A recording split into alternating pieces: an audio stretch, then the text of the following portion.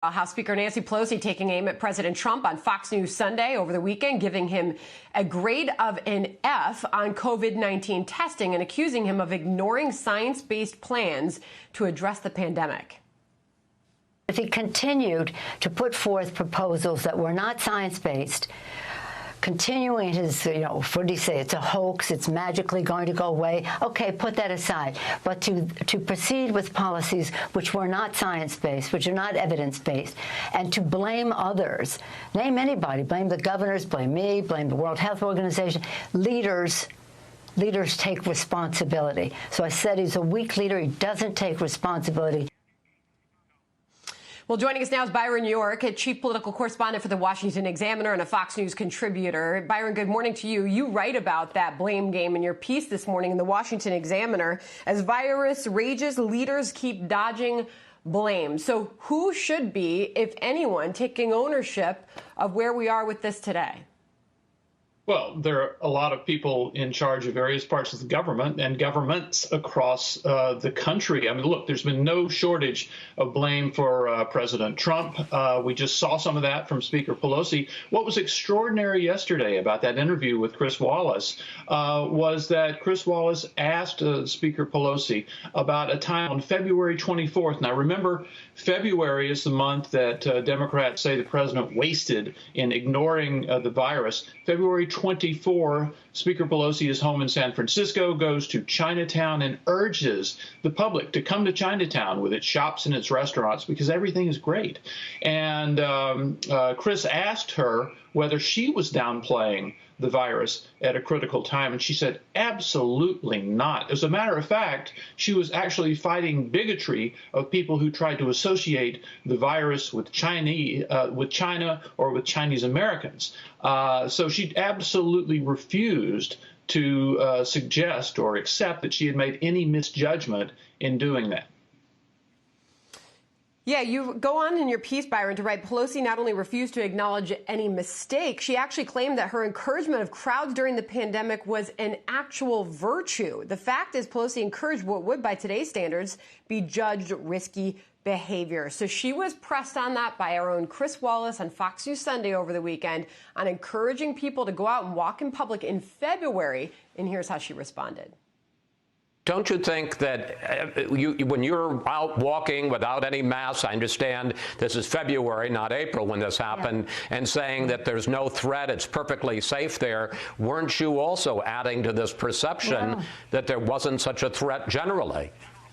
No, I was saying that you should not discriminate against Chinese Americans, as some in our administration were doing by the way they were labeling the flu and that. So there was her defense of that. She was trying to end what she saw as discrimination and a stigma attached to Asian Americans. Byron, I want to turn your focus to the protests that we're seeing in some parts of the country as the president tries to reopen. Your thoughts? Well, I think most people in the country have basically signed on for this until May 1st. And remember, it's only April 20th right now. So there's more time to go. But clearly, we have to realize that the situation is vastly different in some parts of the country from other parts of the country. Obviously, the New York metropolitan area, New York City metropolitan area has been an absolute disaster. I mean, there are other hot spots in Detroit or New Orleans or other places, but there are many, many parts of the country where this is not as serious, where if they go a number of days, say 10 or 14 days, with the number of cases going down, then they can, in a smart, careful way, still using social distancing and other measures, begin to reopen parts of the economy. And that's what the president is talking about, the White House is talking about, and some governors are talking about, and people can't wait for that to happen.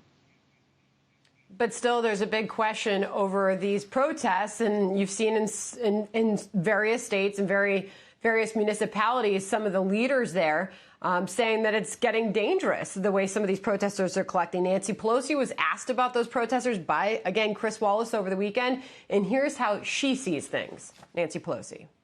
People will do what they do, but the fact is we're all impatient. We all want out, but what they're doing is really unfortunate. The American people know that the good health of themselves and their families and their loved ones is what is important, and that's why you have seen such a overwhelming commitment to shelter in place and distancing, people distancing, because really it is the key to how we will open up our economy. You know, Byron, I mean, this is the question this morning, how we do this and what this eventually looks like. Final thoughts. Well, no one-size-fits-all solution works here. The speaker is from California. The situation in New York has been desperately bad. There are other places where they can go ahead, and the speaker almost sounded a bit tone deaf, given the incredible suffering that people have been undergoing around the country. Unemployment has just shot up in a historic way, and people, they're not getting enough PPP money, this paycheck protection money from Washington.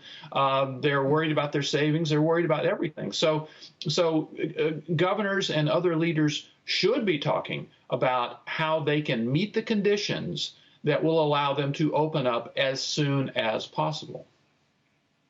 Big questions going forward. We have an update in 20 minutes from now. Neiman Marcus reportedly having to shut its doors and file for bankruptcy because of all this.